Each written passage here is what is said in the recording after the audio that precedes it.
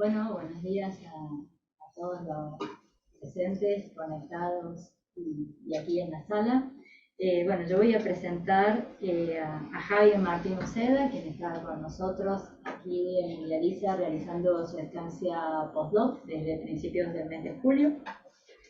Y bueno, decir que además de doctor en medio ambiente, es máster en planificación y políticas para la ciudad, el ambiente y el paisaje, además de máster en estudios territoriales. Actualmente se desempeña como profesor en la Universidad de Girona y también como profesor consulto en la Universitat Oberta de Cataluña.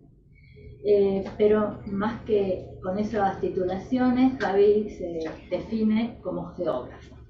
Geografía humana es su formación y también su pasión. Y según sus propias palabras, conocer lugares para aprender y colaborar en hacer lugares mejores para la gente es su preocupación. Para ello, como señalábamos, la geografía humana corresponde a su herramienta y su modo de aproximación a estas problemáticas. Y desde esta perspectiva es que nos va a compartir su presentación, la charla, que la ha titulado La experiencia del paisaje en Cataluña desde la construcción social a la participación social para nuevos modelos territoriales. Así que, dicho estas breves palabras, lo dejo a el control de estos sistemas. Bueno, gracias. Gracias, Javi, por compartir este espacio. Gracias a todos los que hacen posible tecnológica, administrativa y socialmente la difusión y todo está para Carnaca para lograr. Muchas gracias. Gracias. Bueno, en primer lugar, gracias Gaby, doctora Castro, formalidad, por recibirme, por permitirme estar acá todo este tiempo. Así que gracias también al Yadiza y a todo el equipo. Y bueno, gracias a todos por la asistencia. Y bueno, también me gustaría acordarme un poquito de Marta Tondo, ¿no? Que también es una persona con la que gracias a ella en parte estoy acá. Así que recuerdo que ella que está allí en el otro lado, en mi lugar, así que nos hemos intercambiado. Y bueno, cuando Gaby me comentó la posibilidad pues, de esta charla, pensé, ¿no? ¿Qué hago yo acá? ¿No? ¿Qué es lo que estoy haciendo aquí? Y efectivamente me trae a conocer una nueva realidad, un nuevo paisaje. Creí que era como un intercambio. Yo les vengo a mostrar a ustedes mis paisajes o cómo analizamos y trabajamos con el paisaje. Y yo me llevo de acá cómo lo analizan y tratan ustedes, ¿no?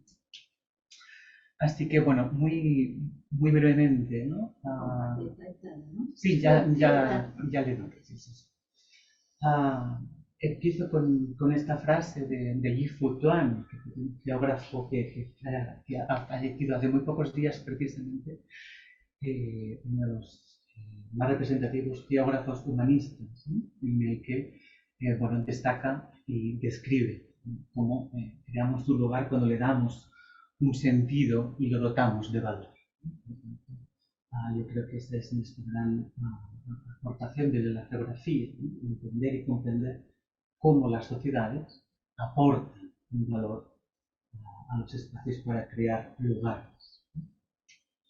Y con este contexto, bueno, Gaby ya ha hecho la presentación un poquito de quién soy, ¿no? Soy geógrafo, sobre todo soy geógrafo, más allá de los títulos, yo soy geógrafo en todas las consecuencias y por tanto, tanto desde mi perspectiva como investigador y docente en la universidad, como también como consultor, intento dar esta impronta, por tanto, analizar los espacios, los lugares, los paisajes, intentando conseguir que nuestra acción ha tenido un impacto positivo para las personas y para el medio que se crea en ese lugar. Y por tanto ya empezando, ¿no? ¿Por qué Mendoza? Mendoza por cuestiones prácticas por un lado, pero también por una cuestión puramente de querer conocer un lugar completamente distinto, ¿no? Así que se dio esta posibilidad y bueno, la verdad es que como geógrafo, pues bueno, la necesidad y la voluntad de querer conocer otros espacios y otras formas de entender y relacionarse con el territorio. De las primeras cosas que tengo en la cabeza desde que estoy acá, nosotros allí ahora tenemos un proceso de transformación urbana muy importantes, por ejemplo en Barcelona, con el querer implantar árboles en las veredas de la ciudad.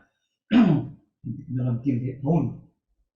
Vengo acá y bueno, es una parte fundamental de la ciudad, desde el propio nacimiento de la ciudad de Mendoza, ¿no? Y por tanto, bueno, como en los procesos, aunque parezcan muy distintos, muy lejanos, convergen en algunos elementos y aspectos. Pero bueno, ¿de qué estamos hablando? Hablamos de paisaje. Paisaje, tal como define el Convenio Europeo del Paisaje, es cualquier porción del territorio tal cual la interpreta, la percibe la población del lugar. Más allá del resultado de la interacción entre la sociedad y el medio, del contexto natural que tenga, ¿sí?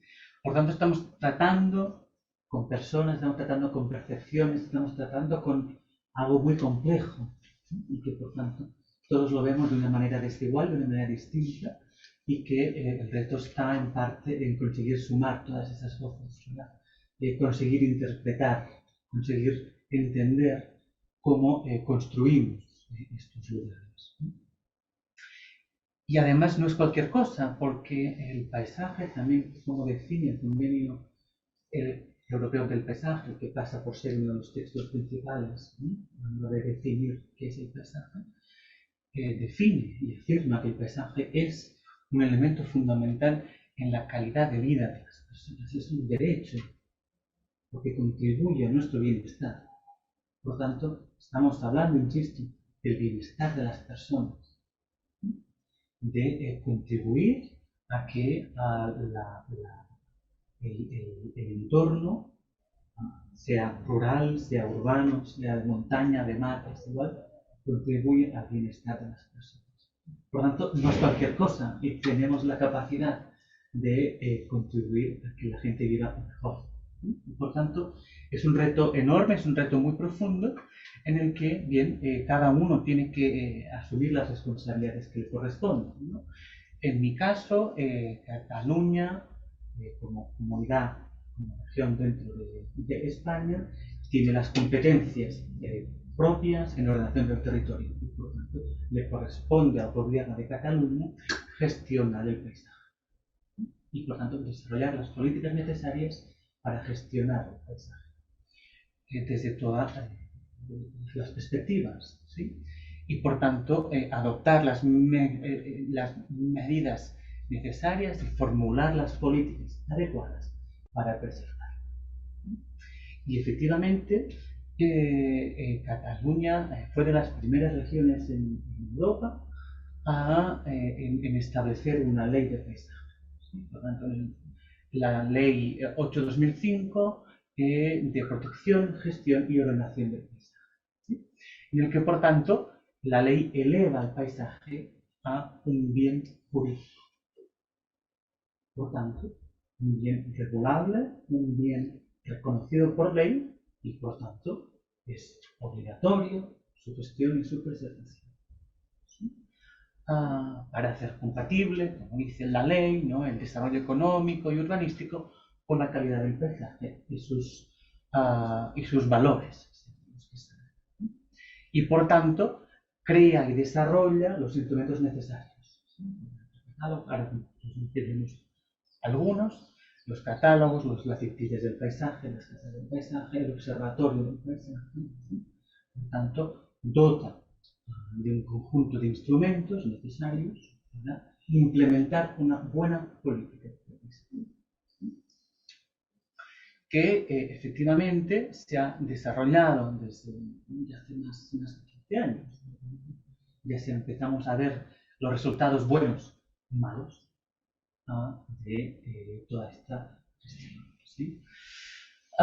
Y por tanto se articulan un conjunto de instrumentos de una perspectiva jerárquica, ¿no? Por tanto urbanística, en el cual de la escala más grande a la escala más chica vamos gestionando y planificando el paisaje en las diferentes escalas, ¿sí?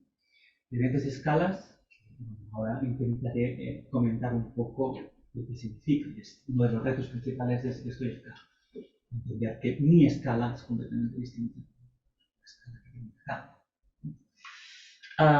Por tanto, como pieza angular, ¿sí? La redacción de los catálogos del paisaje que responden a cada una de las necesidades de las unidades del paisaje para definir los objetivos de calidad del paisaje y las directrices para gestionar esos objetivos, ¿sí? Y por tanto, bueno, se impulsan los 8 catálogos del paisaje, uno por cada una de las áreas funcionales de Cataluña, ¿sí? Por tanto, se crean, se aprueban en muy pocos años, en 4 años, todos los catálogos del paisaje de Cataluña y por tanto se hace una muy profunda análisis de las dinámicas de los diferentes paisajes, especialmente realizado desde las universidades, de los centros de investigación, un papel fundamental nuestro, de los científicos, para analizar y evaluar los paisajes, sus realidades y sus dinámicas. ¿Sí? Desde una perspectiva totalmente transversal y muy amplia. Para dar como resultado a un mapa con 135 unidades paisajísticas en Cataluña. ¿Sí? Pero Cataluña tiene 32.000 kilómetros cuadrados, 135 paisajes en 32.000 kilómetros cuadrados. Me llamó la atención. Cataluña tiene la misma superficie que el departamento de San Rafael en Mendoza. Es una escala completamente distinta. ¿Sí? Tanto Cataluña, este triangulito tan chiquito de 32.000 kilómetros, tiene desde montañas de casi 4.000 metros al mar Mediterráneo. Variedad paisajística, con bosques de hayas a un lado, con paisajes de tierras secas completamente en otro, por tanto en 32.000 kilómetros, una variedad de 135 paisajes. Como primer elemento de reflexión, podemos obviar la importancia de la escala a la hora de planificar el paisaje, ¿sí? Porque si no, los instrumentos no sirven para nada. Hay que tener como elemento principal de partida qué estamos analizando, qué vamos a intervenir y hasta dónde. ¿Dónde está la frontera? Este es uno de los grandes retos de la geografía y de la planificación en general, ¿no? ¿Dónde está el límite? ¿Sí? Y, por tanto, bien, desarrollar para cada una de estas unidades mapas, como digo, que recogen los objetivos de calidad paisajística, las dinámicas de esos paisajes, de esos espacios, para retratar qué está pasando en ese lugar y cómo podemos intervenir. Por tanto, unir en un solo mapa, que es nuestro instrumento principal de los geógrafos, hacemos mapas, aunque nos lo quiten ahora los informáticos o los arquitectos, los geógrafos hacemos mapas, somos los que hacemos los mapas, y dotamos a los mapas de una información útil y necesaria para la gestión, en el que tenemos que ser capaces de describir lo que está pasando y dónde queremos llegar. El objetivo, el escenario óptimo de cómo queremos gestionar ese paisaje.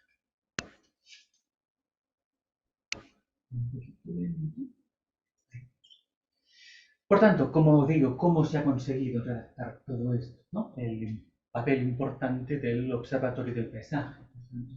Una institución pública, técnica, conformada por técnicos expertos en paisaje, con una estrecha colaboración con las universidades del país. Por tanto, con la ciencia, que aboca con la parte de contenido básico para desarrollar todos estos instrumentos, todos estos estudios que son necesarios para comprender las dinámicas del paisaje, ¿no? Aparte de haber sido reconocido los incipientes procesos de participación. Todos los catálogos se han hecho con procesos de participación para preguntar a la gente cómo es su paisaje, cómo vive este lugar, cómo vive este territorio y, sobre todo, cómo lo quiere, cómo se imagina este lugar dentro de 5, 10, 15, 20 años.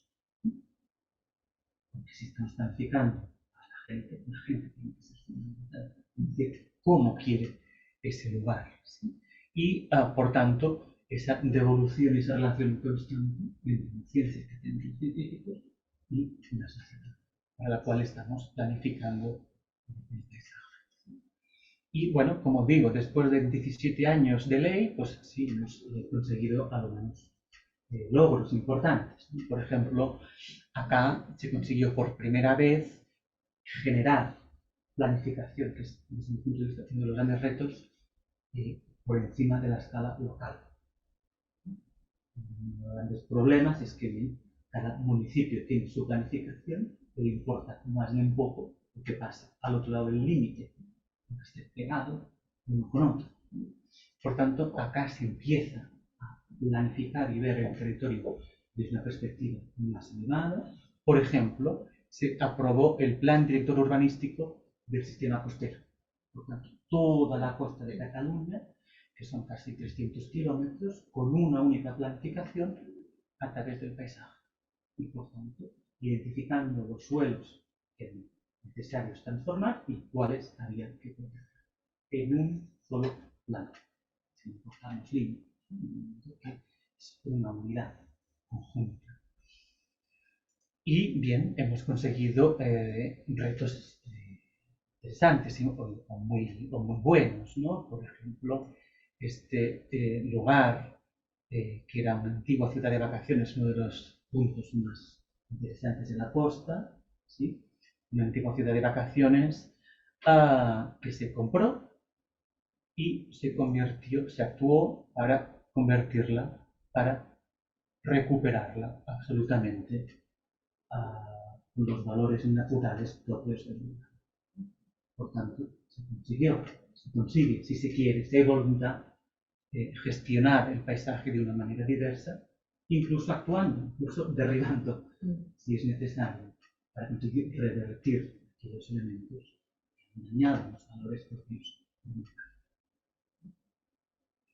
Por tanto, sí, algunos éxitos, pero no todos son éxitos. Siguiendo con el ejemplo de la Costa Brava, que es el entorno en el cual yo vivo, que está reconocido, un paisaje hermoso, con unos valores naturales de alto valor, con bosques de pinos que llegan a la costa. ¿Sí? Esto es una imagen tomada hace 3 años aproximadamente. Pues bien, hay procesos que no los conseguimos parar, ¿sí? Y por tanto, se ve un poco mal la imagen. Si este era el bosque hace 2 años y medio, hoy en día, pues es esto otro. Hay procesos y dinámicas que no los conseguimos parar. Por tanto, nos dotamos de muchos instrumentos que no siempre funcionan. ¿Por qué no siempre funcionan? ¿No? Ese es el reto, porque bueno, me parece que el cambio es obvio y los valores del paisaje están completamente transformados. ¿Sí? Entonces, si nos hemos dotado de todos estos instrumentos, ¿qué está pasando? Para que continúen generando, porque no es el único, hay muchos más, como este es un ejemplo, ¿no? ¿En qué se ha convertido el paisaje hoy? ¿Qué dinámicas se están transformando en nuestro paisaje? Y que nos hacen emerger las fallas de estas dinámicas, ¿no? En primer lugar, cambios socioeconómicos brutales que toda la gran, se ve muy chiquito, pero bueno, me explico. Toda la gran formulación de planes del territorio y del paisaje que se realizan en Cataluña a partir del año 2004, que es cuando cambia el presidente y tal, se hizo estableciendo unos escenarios socioeconómicos de cara a 2026, que lógicamente no se ha cumplido ninguno. La crisis del 2008, la crisis de la COVID, la crisis actual de Ucrania, etcétera, etcétera, bueno, que hace que, obviamente, los escenarios que son los que rigen los instrumentos no se vayan a cumplir. Se preveía que la población iba a crecer en prácticamente 4 millones, menos de 1. Pero en los planes actuales rige la necesidad de vivienda para esos 4 millones. Por tanto, está completamente descompensada la planificación con la realidad. Y ambiental. Por tanto, primera realidad, los ritmos de planificación y los ritmos de la sociedad están completamente desfasados. Y además, seguimos, o algunos siguen, instaurando los mismos modelos con los mismos errores. Esto es antes, no, esto es desde hace 4 o 5 meses. Después de la pandemia, se recuperó el ritmo de construcción de viviendas y antes de la pandemia en menos de un año. Toda la filosofía que durante la pandemia íbamos a aprender muchas cosas. Pero es que además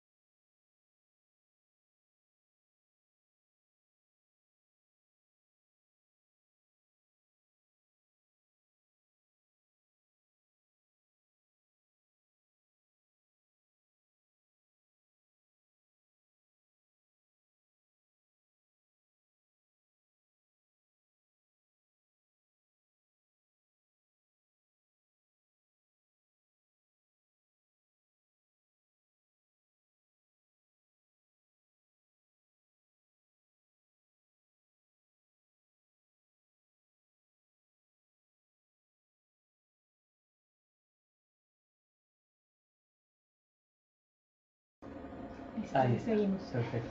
Continuamos. Bien, pues como decía, ¿no? ¿Qué dinámicas tenemos que enfrentar? Continuar todavía con esta disfunción entre la geografía funcional y la geografía administrativa. La realidad del territorio funciona de una forma y la realidad administrativa de otra. Por ejemplo, en Cataluña está habiendo un profundo debate sobre si tenemos que presentar una candidatura a los Juegos Olímpicos de Invierno del 2030 en el Pirineo. En una realidad en la que sabemos que no va a haber nieve prácticamente en el Pirineo, que no sea viable. Pero bueno, el gobierno impulsó un referéndum en el Pirineo para preguntar: ¿quieren ustedes que se hagan unos juegos en esta zona? Pero resultó que seleccionó un territorio que comprende una parte del Pirineo. Entonces, la otra sector del Pirineo dice: pues nosotros, ¿por qué no participamos? Si nosotros también somos Pirineo. Completamente desfasada la geografía funcional en la geografía real funcional del territorio. Ese es un reto clave. Si no nos dotamos de instrumentos que respondan no a los límites establecidos en las líneas, en la realidad, difícilmente podemos revertir dinámicas o difícilmente podremos tener impacto real para planificar el territorio. Y otro de los grandes retos, ya lo he comentado antes, la participación. Hay que analizar qué instrumentos nos damos de participación y quién participa de esos procesos. Participan diferentes voces que en algunos casos directamente sus intereses. Acá ahora les voy a hablar de un proyecto de crear un parque eólico marino enfrente de esa costa que he explicado antes. Bien, resulta que uno de los portavoces de la plataforma en contra son los propios, son los portavoces de las inmobiliarias que han estado 40, 50 y 60 años construyendo y transformando el litoral. Por tanto, ¿qué me va a decir de transformación del territorio cuando usted ha formado parte de esa transformación? Sí, usted con su yate va a ver distinta la línea entre la costa, pero claro, usted se ha dedicado a transformar el paisaje durante mucho tiempo. Por tanto, bueno, es difícil, ¿sí?, de discernir esas dinámicas, esas voces, esas distintas voces que forman parte del territorio, ¿no? Y por tanto, insisto, en ese ritmo completamente dispar entre la planificación y la vida del territorio. ¿Sí? En Cataluña, en España en general, aprobar un plan de ordenación local puede tardar 10 o 15 años. En 10 o 15 años la sociedad ha cambiado por completo y lo hemos vivido, ¿no?, absolutamente. Por tanto, cuando aprobamos un plan estamos gestionando una realidad que ya no existe. Y eso es un reto fundamental, ¿no? Y ahora ya acabo ya con 3 cosas muy puntuales. Por ejemplo, un tema candente, el impulso de las energías renovables, ¿sí?, que entrado de pleno genera grandes debates en el territorio. Hay más de 300 propuestas de instalación de parques eólicos, de placas solares, etcétera, etcétera, que el gobierno no sabe qué hacer porque no tenemos instrumentos para gestionar su inclusión en el paisaje. Y por tanto, genera problemas constantemente, que llegan multitud de propuestas, pero no sabemos, la gente quiere, pero cuando llega a su territorio no lo quiere. La gente dice que sí, que hay que apostar, pero cuando le toca en su jardín, no. Entonces, bueno, ¿cómo lo hacemos? ¿Cómo lo hacemos? ¿Dónde está? Oh, y insisto en el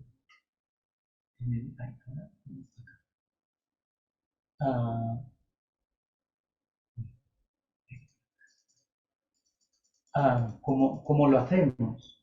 ¿Dónde está el límite? ¿Y para quién planificamos? ¿Y quién nos dice?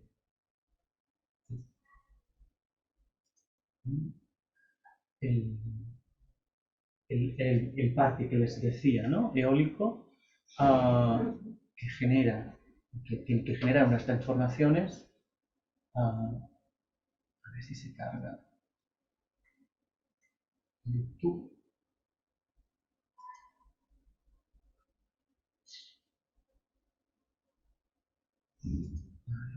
Acá.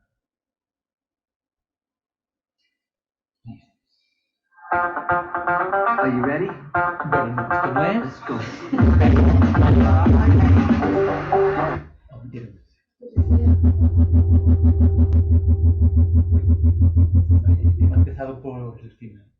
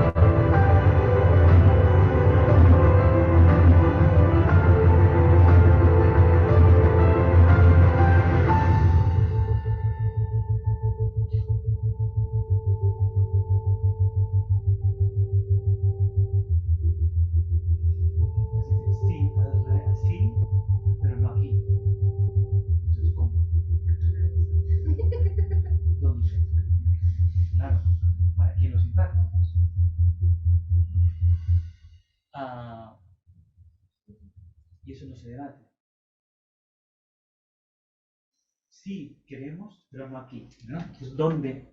Pues nada, también tenemos que contribuir nosotros, ¿no? Pero esa pregunta es muy dura y nadie se la plantea, o muy pocos nos la planteamos, ¿sí? Y sí, es cierto, la última, es un lugar hermoso, es un lugar reconocido, con unos valores particulares, como titulaba el New York Times hace unos días, el lugar donde Dalí pintaba e inspiró su arte, ¿no? Efectivamente, sí. Eso es, bueno, esto no lo hablo del todo. Pero bueno. Por tanto, ¿cómo incluir esas dinámicas y esos cambios? Ese yo creo que es nuestro reto. ¿Cómo ser capaces de planificar y gestionar a esta velocidad? Es muy difícil. Y bueno, esos retos son en parte los que compartimos Cataluña y Mendoza, ¿no? Todos los territorios, pero bueno, aplicándolo acá, yo creo que la presión y la transformación rápida del territorio nos supera y por tanto no podemos afrontarlas de una manera eficiente actualmente. O también nos pasa, tanto acá como allá, que nos dotamos de instrumentos que además son punteros en muchos casos, nuevos, ¿no? Pioneros. Mendoza también fue de las primeras en dotarse de instrumentos legales de gestión del territorio en el contexto argentino. Funcionan como van, no me meto yo, ustedes eso lo saben mejor que yo, pero en todo caso yo sí que puedo decir que las mías sí fueron de las primeras, pero como hemos visto, no siempre han funcionado. Y por tanto, este es un reto compartido, en el cual tendremos que aprender, ¿no? Y adaptar cada realidad a cada contexto, ¿sí? Y ser capaces de leer las dinámicas particulares de cada lugar, aunque bien la confrontación local y global cada vez es mayor, ¿no? Sí que las particularidades del lugar cada vez son más importantes, pero probablemente también las soluciones a esos retos también son más complejos. Bueno, ser capaces de aprender de lo que funciona y no tomar lo que no funciona, ¿sí?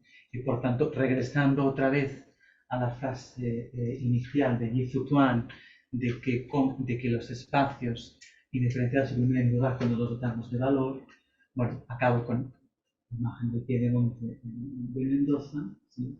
Para decir, para avanzar, ¿no? Esta voluntad que tenemos de dotar al territorio de un valor para crear lugar y por tanto el paisaje, siempre es artística, esas lecturas nos generan una oportunidad, generemos una oportunidad para gestionar, entender y comprender el paisaje, el lugar de una manera distinta. Y nada, simplemente esa era la presentación. Gracias y cualquier comentario pues, será muy bienvenido. Gracias. No sé si me ha alargado mucho o no. No, ¿Lo he preparado bien? Gracias, Javier.